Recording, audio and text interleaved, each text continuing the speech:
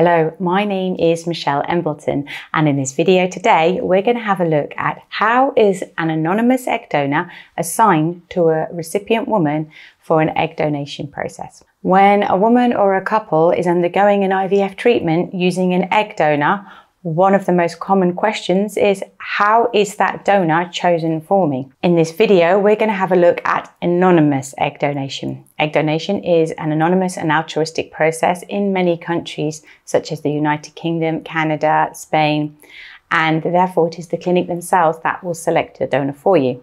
So we're going to look at how egg donors are selected to become egg donors, how a clinic will choose a donor for you. Then we'll have a look in detail about the different matching processes that I use. So phenotypic and immunological matching. We have genetic matching and also something called biometric facial matching. We'll finish the video by having a look at a couple of the most frequently asked questions and answer them for you. In most countries, egg donation is a process that is very tightly and strictly controlled. Egg donors have to be young. They are usually between 20 and 30 years of age, but it will depend on the clinic and where you live. Egg donors are required to be healthy, both physically and psychologically, and will be tested to make sure that this is the case. They need to be free from infectious diseases and also from any genetic diseases that are hereditary and can be passed on to any children. So when a woman decides she wants to become an egg donor, she must pass various medical and psychological tests in order to be accepted as a donor. And indeed, many women who decide to become egg donors won't pass the strict criteria in order to become donors. So you can be assured that when you use eggs from an egg donor, it is a safe process and you are getting the best quality eggs that you can. When a woman is selected to be an egg donor, the egg donation process can begin. This may happen that the woman donates her eggs in coordination with fresh cycles, so the process of ovarian stimulation and collecting the eggs in an egg retrieval process, the eggs will then go straight for an IVF fertilization to create embryos which will be transferred into the recipient woman. It is also possible that the eggs, once they have been retrieved from the donor, could be vitrified, which means they are frozen with cryoprotectants and cryopreserved in storage for use at a later date. In an anonymous egg donation, the donor will not know the recipient and the recipient will not know the donor. The recipient may be given basic information such as eye color, hair color, height, but they will not receive any information that could allow them to identify the donor. It is the medical team themselves that will select the donor for the recipient. The medical team, when they are choosing the donor, will look at phenotypic and immunological factors. Immunological factors are things such as blood group and the Rh groups. Phenotypic refers to physical characteristics, so factors such as your skin tone, your hair color, your eye color, perhaps your height. This is done so that the children will resemble physically the recipient woman. The recipient won't be able to request certain characteristics. It is the clinic who are in charge of deciding who the donor is.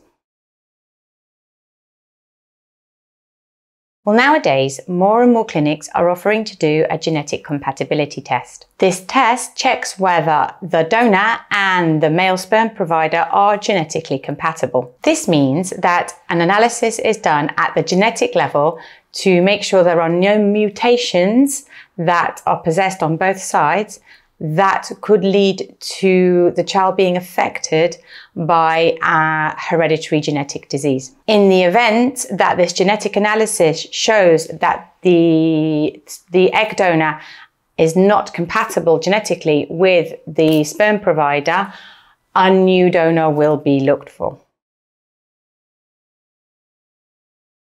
Through this technology, the aim is to find the donor with the closest facial resemblance to the recipient. These biometric-based systems use measurements between different points of the face to study the resemblance between the donor and the recipient woman. For example, distances between the corners of the eyes and the ears, the nose and the ears, the mouth to the ears, etc.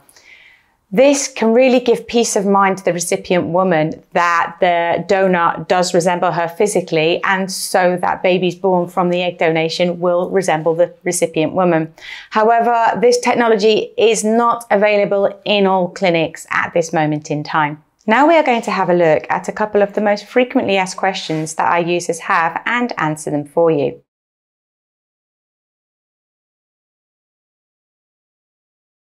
The cost of genetic compatibility testing will depend on how many diseases you are looking at.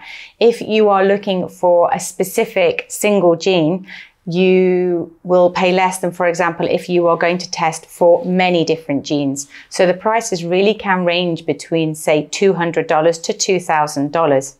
This will depend from clinic to clinic. If for health reasons there is a family history of the disease in your family, it may be, if your doctor orders these tests as a necessity, that your insurance provider will cover them. So it's really important to look at what your insurance covers before deciding on any treatments.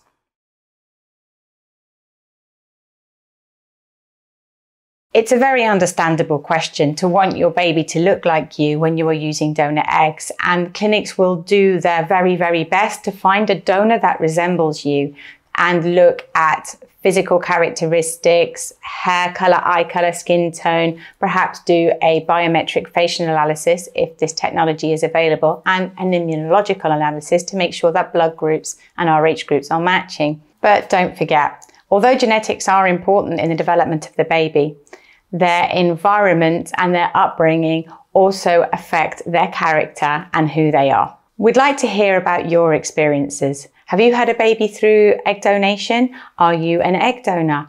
Are you looking at egg donation? Please do leave us a comment.